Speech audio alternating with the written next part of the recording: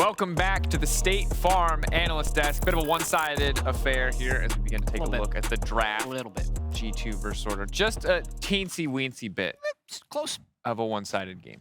Close indeed. Yeah. I am happy that we got to see Evelyn, actually.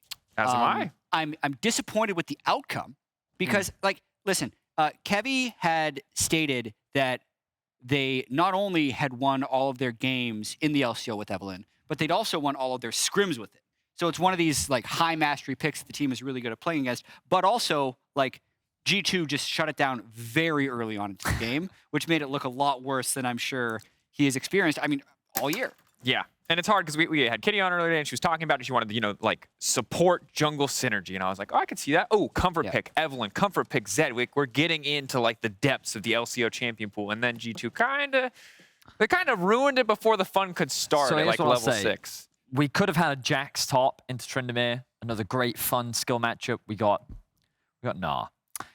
We could have had Giga Chad, max damage, one-shot LeBlanc. He went Everfrost into Zhonya's. So you're saying that G2 disrespected the opposition? G2 played full-on tryhard and actually showed immense respect to Order and actually drafted and itemized in a way that basically limited this 1-3-1 comp and like pick comp that Order had effectively gone for. Because one of the great things about Jhin is thanks to his long range, really good at following up on these picks that we're able to find by Evelyn. And when you have a Zed and a Tryndamere, typically they're very strong on side. But G2 drafted in a very neutralizing fashion. Zeri with an insane amount of mobility. Wukong is just naturally very sneaky and an annoying monkey. And then, and then you also got Gnar and LeBlanc, who are hypermobile and basically just very annoying. And the way they itemized did a lot to mitigate. So again, we see another draft situation from G2 where they did everything to kind of shut down what it was that Order wanted to do, on top of the fact that they played the other game very, very well. Yeah, and let's highlight that. We do have some footage of that early game where we were able to see G2, as mentioned, shut down that Evelyn. It wasn't a situation where it was able to get to level 6. It was full focus, using that lane prio, shutting this champion down early. And for those of you that may be frustrated playing against solo queue Evelyns that are destroying you, you do want to disrupt her on the first clear. And it's not just Jankos. It's not as simple as like walking in the jungle. It's walking in the jungle after your laners already have prios so they can join you. But then also, if you're level 6 and they're level 5, you can 1v2 them, which is what Jankos does. But still, he doesn't get the kill until the team actually supports him afterwards. And then this was just unfortunate. And we did see Kevy actually finding a lot of really successful picks on a side lane. There were a couple of times where Order were able to take advantage of their composition. Broken Blade was kind of the target more often than not, but Caps, as the game progressed, continuously looked for picks himself and was able to find a lot of answers. All right, I heard your Wukong impression. I want more of them now. Can you do LeBlanc? Do you remember any of LeBlanc's quote? I used to play so much LeBlanc. She's a part of that Rose group. I don't remember the Rose. Or any champion. Gnar? The black rose will bloom once more. Wow, it's a loose desk. But it was a loose game. You know, it was a very respectful game from G2. It was Order pulling out their pocket picks, and while that's cool to see, now that it has failed, sadly, it means hope is running out for the Order boys. Swimming home, I believe, was what Kitty said would happen, is they bought one-way tickets in there. Which isn't true. Which obviously they're respectable. Yes, Jett. I think that she was not being entirely truthful when she said it was a one-way fight. They have two-way flights, I think. We'll find out later. For now, let's check in with Yinsu and Jankos for our Verizon post-game interview. Thank you very much, Drakos. I've got Jankos here with me. Hi, Jankos. Thank you for joining me. Let's talk about the draft today. I'm sure you guys expected that Eve pick, maybe the Tryndamere as well. Did you expect the Zed and all three of them to be coming out at the same time? I mean, I don't know. I just don't know, right? I mean, enemy team just pick Eve Zed, so it's like, just play, kinda. I mean, I think that as long as we don't get cheesed in a way, we cannot lose against NA or Order. So I feel like even if they pull out cheese picks and we play our game, we will still win. So we kind of know enemy team has like a big Evelyn player. So it was somewhat expected that he may pick it in the draft, but I also think we can play against it. I mean, you guys are the king of cheese, right? So talk me through, how do you kind of counter the cheesiness when it comes from other teams? Well, I don't think you can really counter a cheese because you just don't know about what they are going to do exactly, right? That's the cheese. So if you know what the cheese is, then that's not a cheese. So they need to make sure that it's something that like you don't expect. Otherwise, it's just not a cheese. And we did expect the Evelyn. Yes, maybe we didn't expect the Zed and the Tryndamere, but it's not like we never played against these champions, right? So I felt like as long as, again, we play our game, it should be somewhat fine. And enemy didn't do any crazy pathing or any crazy plays throughout the game, except for like diving BB twice, which is something that we could have maybe prevented, but it's fine. He can die, it's okay. Now, you guys have such a good start here, MSI. You know, pretty much a dream start. You haven't dropped a single game. Kind of at the halfway point now of the first stage of the tournament for you. What's been your biggest takeaway from playing against Order and EG? I mean, I think that EG is actually getting a little bit better game by game, right? I feel like they were shaking really, really hard when we played them first time, and I feel like right now they tend to shake a bit less, at least against Order. For Order, I think our first game was harder because we were kind of shaking. I mean, we were not really shaking, but you know, we got solo kills a little bit and we got caught a little bit, right? We are still not really playing our best game. There is many things we have to improve on for Rumble stage, and it was rather expected that we are going to make it to Rumble stage, so I think this is where the tournament really starts. I feel like the group stage is more of a for fun thing where most of the top regions will make it out, and then, you know, we will really battle it out. Speaking of EG, I had a quick chat with Inspired earlier, and of course he's played against you many times. And his thoughts on the new kind of G2 roster, at least for him, is that you guys are very similar to the way you were before. And I quote, he said, they're kind of just caps and 4 players. How would you like to respond to that? I mean, I don't really mind, right? I think as long as we play our game and we play to win, I think it's gonna work. Of course, Caps is one of the star players in our team. He's performing very, very well every game. So if that's how people see G2, I don't have a problem with that. Because when I look at Evil Geniuses, I just don't see anything. Okay. Thank you very much, Jankos, for joining me. I appreciate your time. Thank you. And that is it for this group. For now, I'm going to throw this back to Drakos and the analyst desk. Over to you. Thank you, Jankos. I was nervous. We started so PR with that intro. I was like, fire, back! If he was in Europe, you would have obliterated him with trash. He was just so kind, and then he was like, I don't see anything. I was like, oh, there's the... Yeah. Hit him with the steel shell. Yeah, I like that. The elbow drop. Let's get him. Jankos with the steel chair. I love that. Enough about these teams. Enough about this group. We'll get to see them later. Up next on the schedule, we've got our third match of the day, PSG versus the Istanbul Wildcats. Let's talk a little bit about this game. Istanbul Wildcats versus Red yesterday. I think absolute banger. One of the most fun games that I have seen so far this tournament. And this is a very exciting group. Normally, you would think that PSG from the PCS would just advance, but because they got slammed by Red, it made this game even more interesting when Istanbul Wildcats was able to pull out this clutch late-game team-fighting win. It was actually very back and forth, and then in this fight, they kind of just had a little bit of superior scaling and were able to bring it home. Yeah, especially when we saw how the other game went. StarScreen really got shut down. I felt that Red played the other game incredibly well, but it came down to these team fights, and often the story for the Wildcats has been the HolyPhoenix show. You know, you funnel resources into him, you give him the gold, and you give him the carry, and when it comes to late game fights, he'll be able to pull you through. But I feel like that we do really see the collective team play effort from the Wildcats, where as a group, they are very strong team fighters, and if they get to that point in the game, they can definitely contend. And this is such an important game to me too, because now taking a look at the score lines, of course, if TCL win here and they shut down PSG, suddenly they start to look like the front runners. However, if PSG win, it looks exactly just wide open group completely, because everyone's expected to lose to RNG. Upset there somewhere later in the day obviously changes the dynamic of the group completely, but for now it just feels like an all-out brawl between these teams at the bottom. Yeah, everyone expects RNG to move on. I think high chance they go 6-0. If IW win this game, they go to 2-1, but most importantly, they would knock PSG to 0-3, which is a possible pit to climb out of, but very difficult. So just no one would have expected them to be in this position going in, even just 1-1 versus 0-2, more so because of the 0-2 from PSG. They've also put Hanabi back in.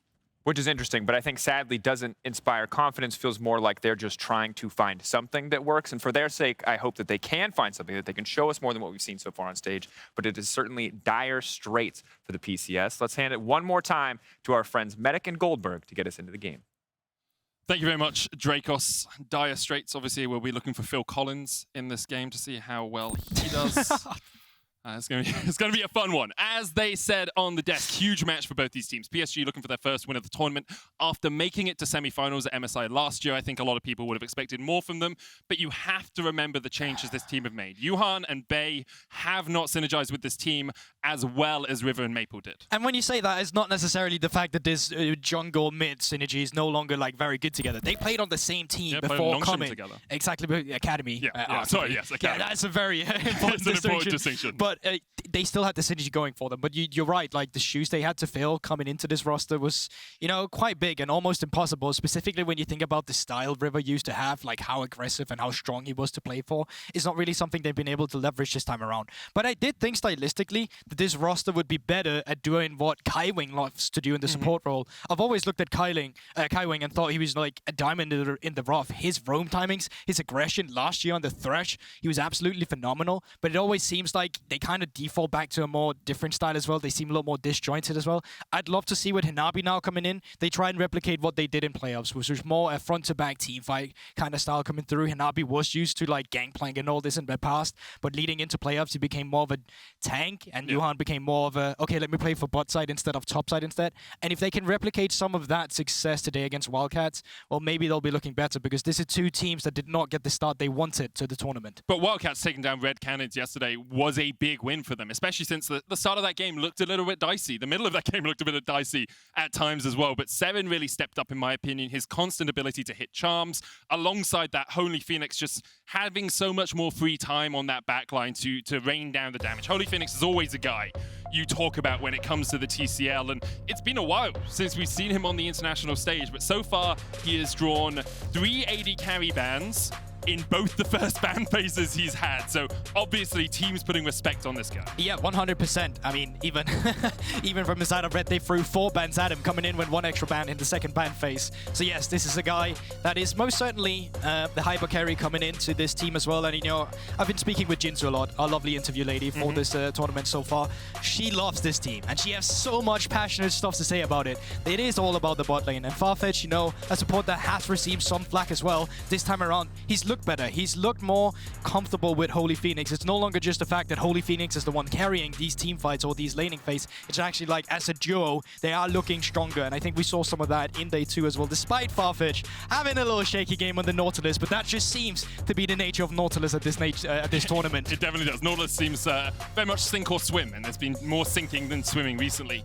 And coming back to that point about just the Wildcats being really loved in Turkey at the moment, it feels like this full Turkish lineup with no imports. You know, we had Balulu in the past, we had Korean imports in the past for Turkey. Like, the region has rallied behind them, and picking up the win yesterday against Red is huge for them, especially if they can continue their winning ways here, because then they're at 2-1.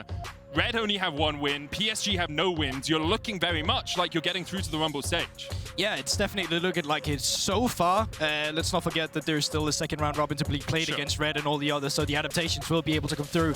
Coming in with an Ahri first pick to no one would seem like a surprise at this stage so far. Just a strong champion to gain priority, strong skirmishes. There's not really anything she lacks at the moment. She's just all in all strong pick coming through. It does allow you to go in the other champions like Vegas, as we've seen in the past. That will allow for you to have stronger skirmishing, punish team fight compositions with shorter range, but they seem like they want to answer aggression with aggression, coming in with the LeBlanc. And when we usually see LeBlanc, we want to see a strong 2v2 from the jungle coming out with it. Yeah, we'll see where Ferret decides to go with the jungle here. Of course, Ahri alongside a strong jungler as well does give you that early game 2v2. The charm into some CC can do a lot of work, and we'll see where Juhan decides to go when PSG get their second rotation in. For the moment, though, LeBlanc alongside something like a Lee Sin would be very strong. Instead, Istanbul Wildcats decide we're going to prioritize making sure HolyPhoenix is on something where he's comfortable. I can understand this, because you go into the second ban phase without having picked an AD carry. You know this Tristana is just going to be taken away after his performance from yesterday. It also allows you to get a counter pick on 3 here on right side if that's what you're looking for. You already got a decent matchup into the mid lane. Now you can get a decent matchup from the support point of view as well, unless from his side of PSG, of course, that decide to go with an AD carry for themselves here, which would prompt the likes of Wildcats so far to hold on for that until this 4th pick instead.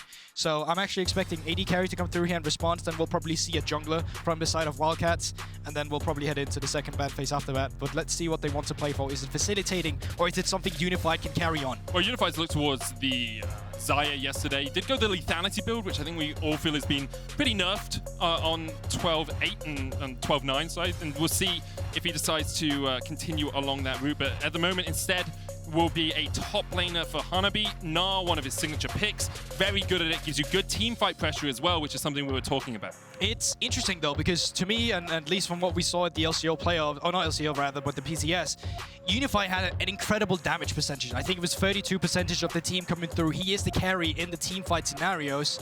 So now being in a position where in the second ban phase you can get banned out further, and specifically into a bot lane like HolyPhoenix and Farfetch, is to me a little different from what I would usually see PSG succeed at. But obviously having something Hanabi, who's been aggressive in the past, not so much this season, it is still something you can play for instead on the top side, although you have blind pick Gnar that does give some counter matchup over to StarScreen instead. It definitely does, but because Wildcats have decided to prioritize getting their support in the Nautilus, now PSG have the option. We'll get rid of some of those strong picks in the top lane. You know, maybe remove the Camille, make sure that they don't get that aggressive top laner for StarScreen, maybe get rid of the Aatrox as well. Xayah taken away by Wildcats. They are really pinching that AD carry pool because PSG decided instead to look to top on that 3rd pick on blue side. And I honestly wouldn't be surprised to also see a Kaiser ban come through here as well, just due to the fact that we've seen some play from it. If you know they're playing up towards the top side, or if that's what you're theorizing, then Jhin ban could work as well. But once again, it just goes back to the fact that because PSG waited, now in the second ban phase, Unified is going to be struggling a little with the champion pool at least. Things like the Kaiser, as you say, the Jhin, the Ezreal still an option. We've seen Vayne as well, although perhaps into that composition you wouldn't want to play Vayne too much. But PSG are focusing down those top laners, getting rid of the Gangplank. Leona, the second banned by Wildcats. They leave the pool in terms of AD carries relatively open. You've got 2 or 3 there that would still be in sort of the higher pick priorities so far at MSI. PSG, though, now probably looking towards... there's a possibility of a jungle ban here if there's something you're really scared of. You could get rid of an early skirmishing jungler like the Xin, even the Viego as an option. Viego LeBlanc can do a lot of work, and there it goes. There you have it, Medic. Nice shout out from that point of view. And now it's up to see what Wildcats will be putting in the counter pick position. Obviously, your top lane already knows he's going up against the Gnar. Your jungler knows he's in a position against the Lee Sin.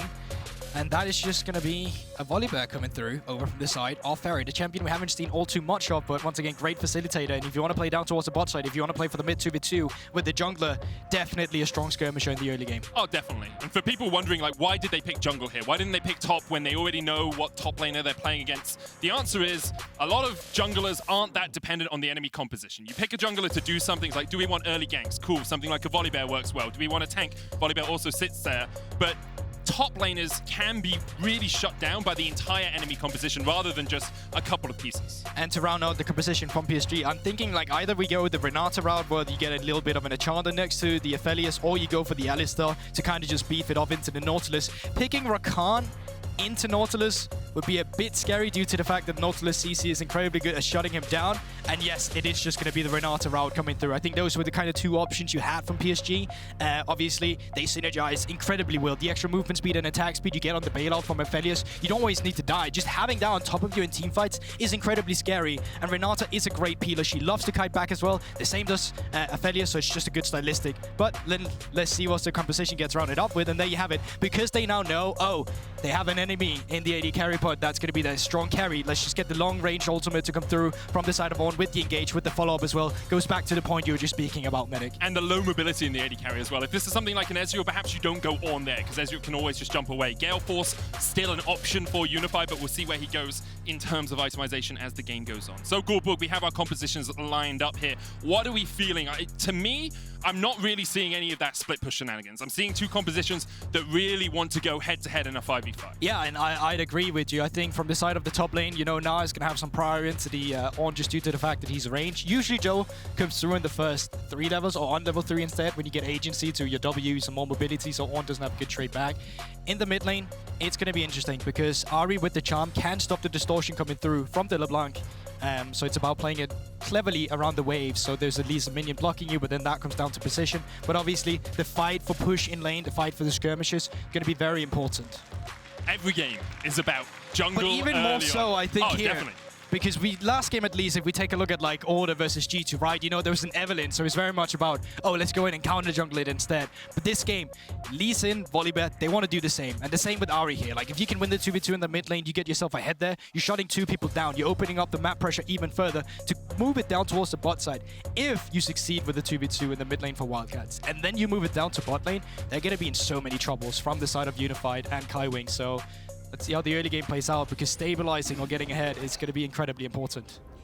Very much agree with you there. Big game for both these teams. PSG sitting at 0-2 after their 3rd PCS win in a row. They have struggled here on the international stage to really make a name for themselves, but Wildcats definitely an opposition that they are eyeing up as a possible win. You talked a little bit about the change in style for PSG coming into playoffs, and I think we see that evident in this game as well.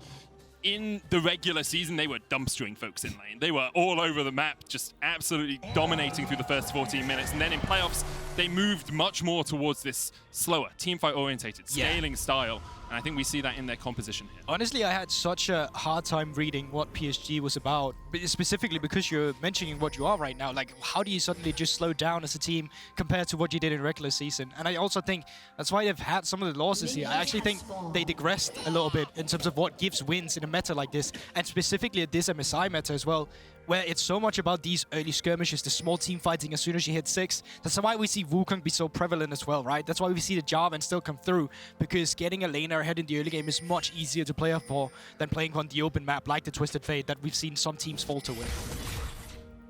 A bit of damage in the bottom lane. Early ward from Unified and Kaiwing. Hook coming in from Farfetch as well. He's got the Glacial Augment, so no shield for him, no aftershock for him. Cleanse coming out from HolyPhoenix. Unified ticking away. No cleanse, but does have the heal now. Summon a spell advantage over to the PSG bottom lane. Oh, but at least with the range advantage into support pool here from Kaiwing into the melee of Nautilus, you will get the push first. You can only really play when you have the hook. If the bot lane of Wildcats now got level 2 first, could have for sure tried going in there, but yes, Unified is looking low, but he's got the Sephiroth, and he still has heal. So from the side of PSG, still in a comfortable position. In a really good position. And Kaiwing actually going for the Spell Thief's Edge here on the Reneta. Sometimes we do see Relic Shield just for that little bit of extra tankiness, a little bit of extra sustain in the lane. But when you know you're playing into a melee matchup like this, you just have so much more time to auto-attack, to harass with your E, and it becomes very difficult for Farfetch and HolyPhoenix to step up. Okay, so junglers right now, both of them are pathing down towards the bot side. Wolves have been skipped so far from Ferret.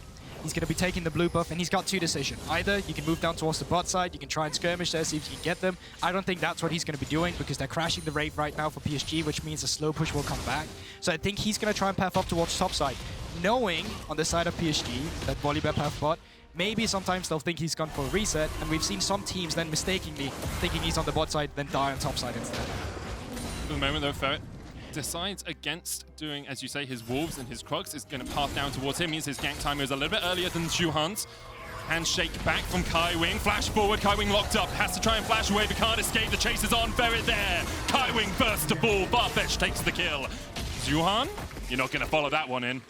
And there you have it. I just stand corrected immediately. I thought for sure as a bot lane you would know you would need to have the slow push because Volibear is coming through. But they disrespect the fact that Ferret has skipped the Wolves camp, skipped the Crocs camp. Because of that, he's there earlier and he's shutting down a bot lane who's already used some summoner spells. And Kaiwing not respecting the flash on the hook initially as well. Obviously not the easiest of reactions to do, but because he got hooked, perhaps thinking Juhan would be there in time. Juhan now will be losing his Razor Beaks. Farfetch shadowing here. It's smart from Istanbul Wildcats, making sure that if Juhan was here for the fight, they would have a man advantage, as you say, don't do it. And it will be stolen by Ferret. And that's what they gain, you know, that he helps out the bot lane helps him out a little bit, trying to get some counter jungler come through. And then that extra pressure has now led to Serin being just shadowed a little bit while he's pushing in the wave. There's not much that PSG can get on the other end. Yes, you can try and move into the enemy jungle, but the Raptors have not respawned yet. So Juhan, he's going to have to settle for Scuttle Crab.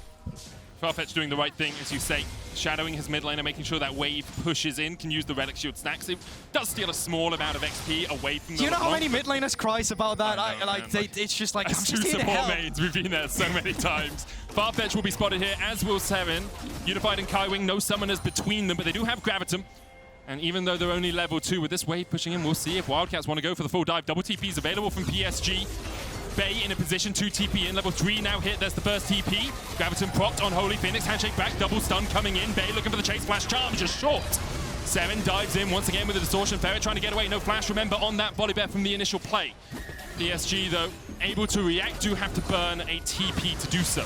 And that's the thing, they continue HolyPhoenix starting in, they don't know Juhan's here, a great charm onto HolyPhoenix, he'll get one, but he will pay for it with his life, and now the chase is on. Good dash from Serin, just away from the handshake, but Juhan, with the safeguard forward to a minion, gets a double on the lead. And there we have it, that gives you priority. So the TP initially was wasted, they didn't get anything out of it, but then Wildcats, they opt in for the hook, they think they see a kill, but even then, bailout was available, so if you killed the Ahri, it would just be traded back immediately. Actually really like the movement as well from Hanabi, comes towards the mid lane, make sure that's waves pushed Really in. good shifting. Yeah, really good shift from Hanabi. He'd already shoved in top wave. Ornn, not the quickest wave clear, not the easiest wave clear, so he had to catch it towards that top side. And because of that, then Juhan knows he's got a bit of free time with the wave underneath the mid lane to invade. He steals away the Razor Beaks, and it's this knock-on effect, the dominoes that happen after you make a play like that. You lose tempo on the map, and this is what we mean when we talk about tempo. Yeah, 100%. But initially, I actually really liked the rotation from Wildcats. I thought it was clever getting the TP out. I think it's the re-engage where you overcommit a little bit that it goes wrong. If you don't make that, well, you're still going to be ahead. You wasted TP, and they wasted a lot of time trying to go down and defend in the bot side, as you can already see. With the jungle having to go down on the bot side, it doesn't matter all too much, but the routing currently from the side of Ferret is, rather on the opposite side of the jungle, of course, from the PSG, is that he's on the top side. They're respawning on the top side. So having to go down on the bot side, waste a couple, like 20, 30 seconds. So going out here, not re-engaging, that would have been great. You stopped them in terms of efficient pathing. Because you didn't, well, this is what happens. And I think Farfetch just sees the bailout fall off Bay there and thinks we can burst him. Tristana can jump back out. We're in an okay position, but the reaction for PSG is good. Call of the Forge God used in the top lane there.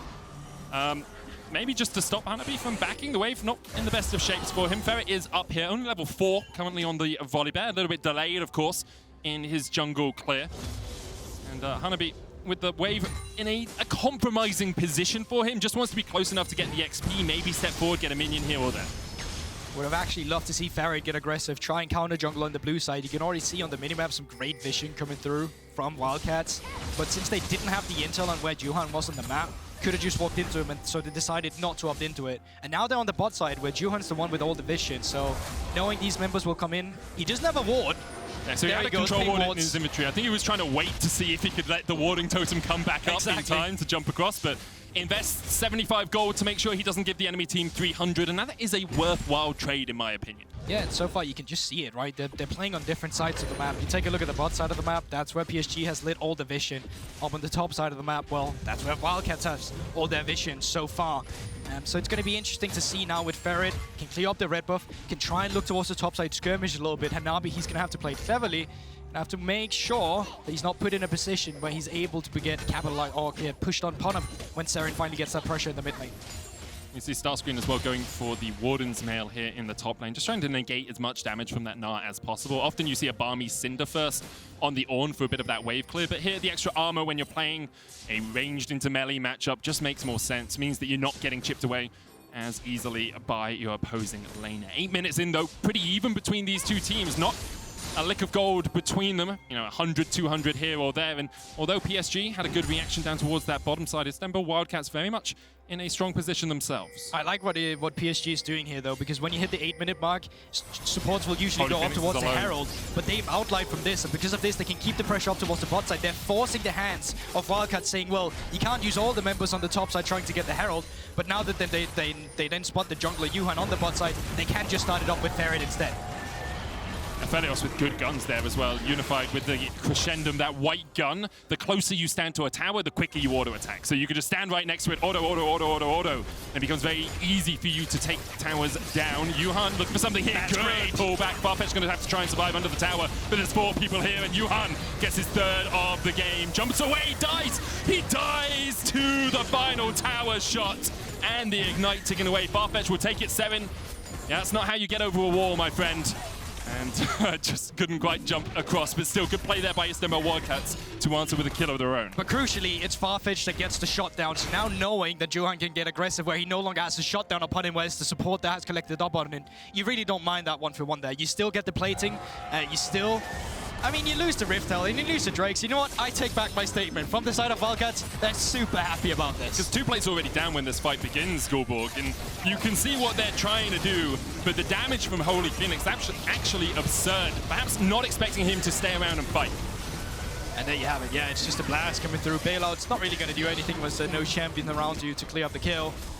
And that's just going to allow, from the side of Wildcats, to get a little bit aggressive. Ferret can give the blue buff over to his mid lane and can start shadowing towards the bot side. Get this gold injection into HolyPhoenix. Get that win condition rolling, as we see from our offering from Wildcats. You can see HolyPhoenix 500 gold ahead towards that bottom side of the map. The only big discrepancy is Juhan being about a K up himself. Ferret's actually gone for the futures market on this Volibear, just trying to get those spikes a little bit quicker. Currently Balmy Cinder and the plated steel caps for him. We'll see how they use this Rift Herald, because that's really the next big thing for Istanbul Wildcats and for PSG to try and respond is if you can get this Herald down where you invest the gold, probably towards HolyPhoenix, as you said, and whether or not PSG are able to react and stop you from taking 3 or 4 plates. So they're slowing down the tempo a little bit. They're making Ferret clear his topside camps, but this allows him instead to just clear the camps, move into Serin's bot lane, force away bait, and then move it into the bot lane afterwards to try and just come as 4 units, make the Rift Herald play, and then set it up for HolyPhoenix, who's just come off a reset. Question is then, how are you going to react on PSG? I think they're reading the play a little bit by moving Juhan down towards the bot side again. Juhan already with that Gorge Jinker complete. Hanabi's going for the Hull Breaker here on the Gnar. Of course, has been hit with the Nerf bat a couple of times, but still works relatively well if you want to be in a side lane. StarScreen with the Swag Ignite. Walks away, just rotating through his unsealed spellbook there, wants to get that TP back up. Ferret a little bit caught out, but with the chase on here from Serin, we will see Ferret ulting away. Serin's going to land the chains, but can't stay around. Kaiwing and Juhan able to force him out. And that's just done on a wave a little too early there. You wait for Serin to get that mid lane priority, you then move it down, then you'll be put in a good position. But there we have it, the rotation we just talked about. 2 members in the mid lane, get the prior, move it down towards the bot side, commit to the Rift Herald play. Once again, it is being read by PSG. Juhan is down here, but this bot lane surge should be sure to fall. Farfetch pulled back, flashes away. Juhan looking for the kill here. Farfetch though with a good depth charge. Damage coming in from the side. The Gravitum into the chase. Tower will fall, but Ferret now only has the flash to get away and will utilize it. Hostile takeover, very slow. Istanbul Wildcats fast enough to pounce away from that one. Bay goes in with another Spirit Rush. Doesn't have any more charges, but Istanbul Wildcats have felt the bad side of their greed before, and this time, well, they're going to go back in. Charm going in. Serin, of course, can jump back to the Dragon Pit. But good play initially from the side of Wildcats. The problem is then Farfetch. He seems to be on a different page than the rest of his teams. Goes aggressive. They still get the turret, but dying there was really not necessary. Although you still get the map priority afterwards. You can now move HolyPhoenix around the map. You can move him up towards the top side if that's what you want to. It does allow you to still have this win condition as the AD carry that we know Wildcats love to have in HolyPhoenix. Yeah, they've been funneling bombs into him all game as well. HolyPhoenix here. Able to get a lot of the gold out of these plates. PSG trying to react in a 3v4 initially. Farfetch not timing the buffer there on his Q means that he's pulled back by the handshake. But you know, right, PSG, they knew exactly what the play was. When you have Rift held on, the bot lane turret is already low. It's not where you stop the turret from falling. But them getting a kill, you know, at least it's something. Yeah, definitely is. Kills are something. Sorry, I totally lost where I was going to go with my next point now. I agree with you. Kills are great.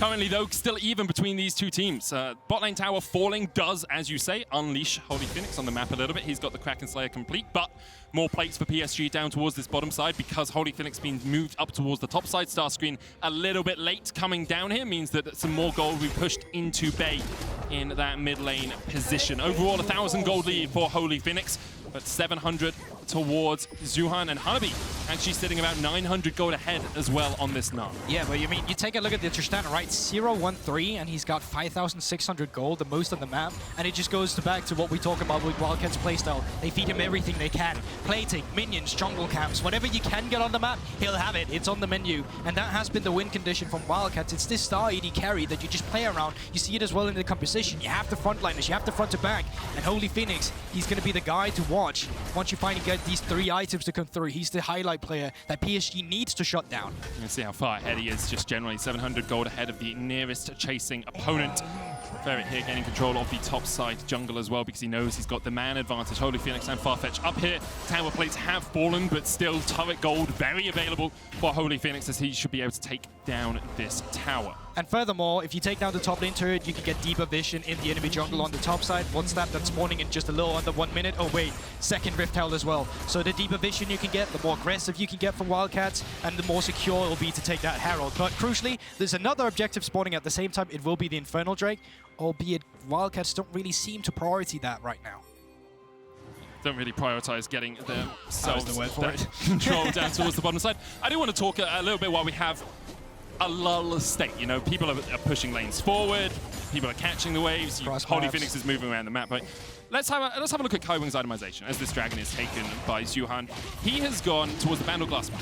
And in the last game, we talked about how Reneta, or in this game actually, we talked about how Reneta can be quite tanky, and in the last game. And Locket is what you tend to see on Renetas. Now, Bandle Glasc Mirror could be any of a few items. Shirelia's is always up there. Moonstone a possibility as well. I've seen a few Moonstone Renetas. But as a Reneta aficionado, Guldborg, hit me with your thoughts on why you would change the itemization. And I'll give you a second to answer that one. Yep.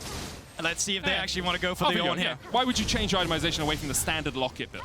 Okay, so I think at least when you have an Aphelios to play for, if you decide to go Shirelia, that has kind of been the key so far. Once you have either the Jinx or the Aphelios, even when you saw Thresh players go for Shirelias, you know it's for that extra movement speed on the Lantern. StarScreen, how good's your weak side? Let's have a look at it. With the Ghost Charm, just short, good enough weak side. Ghost into Exhaust. Picked off the Summoner Spellbook, and he will lose the tower, but he survives with his life. Yeah, that turret was destined to fall anyway. Now with 2 members down towards the bot side, you know, you have a Rift Herald. You can try to push in that's mid lane now instead. Serin just got top lane priority. He's going to be moving in now as well. Ferret coming through. Question is if StarScreen can have a respawn. He does have teleport. It has become unleashed. So we may see a little skirmish, or at least some posturing from both teams around this mid lane turret in terms of control. Coming back to the Shirelia's point, I agree with you. I think it gives you a bit more safety for your Aphelios. Unified also gone for the Gale Force here to try and get himself out of some possible engages later on. Another thing is when you see 2 tanks and you know the team fights are going to be extended, you can't go for a Moonstone. But let's see how this one pans out though. Rift Herald has been deployed. And mid lane turret falls. Tower goes down. Juhan flashes away. Everforce across the wall into the charm. They're looking for Ferret. Unstoppable, but stopped in his tracks. Juhan dives away. Hanabi now on the front line. Infernum doing a lot of damage as well as StarScreen has to flash away himself. Hanabi still on the chase. Another charm connects. Serin dives away, but StarScreen and Farfetch have no such luxury. PSG lose their tower, but win the fight. Absolute monstrous hostile takeover came through from Kaiwing there. Set PSG up so nicely. Yes, they lose the mid lane turret, but they'll be able to trade it back. And they get a few kills, which enables them to finally get a gold lead in this game. 1,000 gold ahead now for the PCS representatives looking for their first win here at MSI. Last year, they went all the way to the semi-finals, took games off RNG in the Rumble stage and 3-1 in that semi-finals.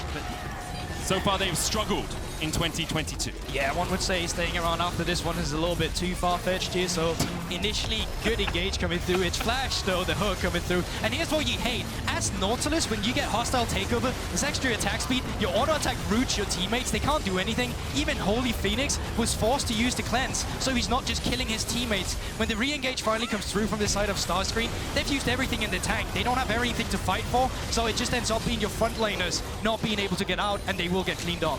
As part of the power of that hostile takeover, we talked about it a little bit with the Tryndamere, but also with things like the Ornn, with the LeBlanc, with the Volibear who are running into you. If you are in a choke point like that, it's very easy to lock you up. For the moment, though, Istanbul Wildcats still very much in this game. 1,600 gold behind, and PSG now with a little bit more pressure. But you can see HolyPhoenix 2 items. Kraken, Phantom Dancer already complete. If he is given any time in a fight just to auto attack, he is going to do so much work. Serin, though, good charm! Almost dodged away, but not in time. PSG gain control of a single bush, and with it, take Serin's life. The reaction was there for Serin, but the charm still stopped the distortion, and thus he was just falling down. And now with members from PSG who's pushed in the mid lane, they can move up towards the top side just to shadow or allow Bay to push in on the turret. They don't really lose anything, but they'll need to be quick about it. They'll need to some members back, because on the next wave that's now coming in the mid lane, that's where Wildcats will look to try and get some aggression on the mid lane turret, but with Hanabi already shifted in there, they won't get what they wanted. Hanabi obviously very happy to be left alone. Hullbreaker on him, but the rest of PSG want to look for a little bit more action as they chase down HolyPhoenix. He jumps away with the rocket jump. TP's coming in as well as PSG might look for more of a fight. Counter TP used here by StarScreen. Has the call of the Forge God. Bay off towards the side. StarScreen now a little bit isolated as Ferret tries to join his teammate Bay going in with a charm. No! Stormbringer away. Doesn't get across the wall, but the jump comes back in. Call of the Forge God going in. Juhan gets a reset out of the bailout, but still dies to the Ornn once again. Farfetch picking up kills left, right, and center this game as Bay dives forward once again. Charm jumped by HolyPhoenix 1-for-1. But you can see how much both teams want to utilize their aggression. A little over-aggression, though, from the side of Wildcats. And now 30 seconds until the Ocean Drake despawns. They're still looking to have, trying to retain control around the river and the Draken area. Well, importantly for PSG, they don't have a jungler for 15 of these seconds. Like, he is dead, so they need to have control of this area, because otherwise Istanbul Wildcats could just run it down. No ultimates on the side of the Wildcats, no Call of the Forge God, no Stormbringer, no easy ability to chase PSG down, and all they're doing is trying to delay, trying to wait for Juhan to be back with his team. Look at the guns though coming through from Unified. This is incredibly scary. If he starts stacking up the chakrams, having a team fight around this area will be incredibly difficult from Wildcats. They still don't have their ultimates, except for on the LeBlanc. They know he's there, they know he's alone, he jumped in. Dragging down to 3,000, the 9 to the wall. PSG, can you answer? Long-range Moonlight Vigil. PSG pounce. Ferret down. Farfetch next to follow. You have to feel he'll fall. Juhan diving forward. Bay following up. HolyPhoenix, no escape. Jump as far away as you like. PSG will hunt you down. A double for Juhan. A dragon for PSG. StarScreen, the last man standing, but not for much longer. PSG with the ace. They knew he was there. He just didn't care. He had the mega stacked, and as soon as he jumped in there, the cooldown is so low on the Gnar ultimate. He already had it again. He set up the fight beautifully. Crucially, Unified still had the Moonlight Vigil, and once again from the side of Wildcats, they didn't have ultimate going into this fight. It was only LeBlanc, and that doesn't give you anything in the team fight. So when this beautiful ultimate comes through from Hanabi, there is nothing to do from Wildcats. The setup was there, and it's just clean up from the side of PSG. Great stuff from Hanabi as well, to have the Mega Gnar bar ready and waiting in that moment. Jumped over, hit the dragon once or twice, but already had it primed and ready. For anyone wondering why Wildcats knew that Hanabi was there before they had vision, the dragon attacked. So when you're in that bush, the dragon will attack you. Immediately Wildcats are like, there's someone in there, let's put a control ward in. But they weren't waiting, weren't ready for Hanabi waiting in the darkness. Look at that spike. And just like that, a mountain has been built. Almost feels like Mount Everest that Wildcats will now have to climb to get back into this game. Because yes, they did have their carry in HolyPhoenix, but still not on 3 items. And Unified looking on par with them in terms of the itemization, sitting very comfortably on that Gale Force and LDR. Obviously very good against the front line that we currently see from Wildcats. And it's one of those unfortunate situations where if HolyPhoenix had the 3 kills that are currently sitting on Farfetch, they'd be in a much stronger position. Maybe he'd even be up towards that IE right now, but because he can't just unleash with those auto attacks, he's now currently in the bottom lane with Farfetch, and PSG are just pushing in. 2 ranged minions left in this push. They'll take the inhibitor tower, they'll take the inhibitor as well. Down towards the bottom side, Farfetch caught out, he's dead. As Hanabi gnars him into the wall. What was he doing there? Well, HolyPhoenix and Farfetch were pushing out. Farfetch tried to back in that little bush. And then Hanabi was like, hey, no backing on my watch. But 5 versus 4, and it looks like PSG, they want to continue. 22 minutes into the game, they're looking for an end. Everfrost roots up HolyPhoenix, he jumps back, heals up, Call of the Forge God coming in again, wants a charm onto Ferret. Hostile takeover binds them all berserk. HolyPhoenix kills off his own teammates as Kaiwing claims the kill credit, and HolyPhoenix can only stand and watch as his team lays wasted beside him. HolyPhoenix trying to do what he can, stunned up once again, back to the fountain. But back to the drawing board, it seems, for the Wildcats. PSG with their first win of MSI 2022. And it is so dominant this time around as well. Every member on PSG was shining. Very difficult to pinpoint one player you want to call the carry. Hanabi on the Gnar, absolute performance in those team fights. Kaiwing as well, with the ultimates from Reneta multiple times, finding the best angle from the hostile takeover, and the shifting, rotation, the reading of play. Yes, Wildcats were dictating the pace in the early game, but every time they were moving to one part of the map as the first one, the response was there immediately for PSG.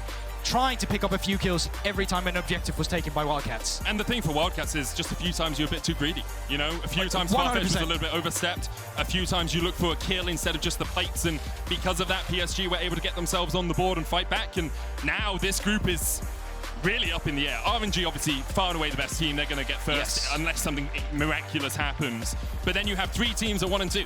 Red, Wildcats, and PSG all sit on a tied scoreline right now. Yeah, this is for sure the one where the competition is looking incredibly close between these 3 teams. And I feel like this group right here from the smaller regions coming through is going to be one of the more interesting ones to follow as well, because the competition for that second seed is so close. I actually think Red haven't played yet today, have they? No. So they play RNG. So likely 1 and 2. They are currently a 1 and 1. Apologies for my little misstep there. Now the battle for Group B is heating up, and up next we have the Red Canids looking for a huge upset against RNG. We'll see if they go 2 and 1 or 1 and 2. Don't you go anywhere. Nice one. Set it off like this. Burn it up, burn it up.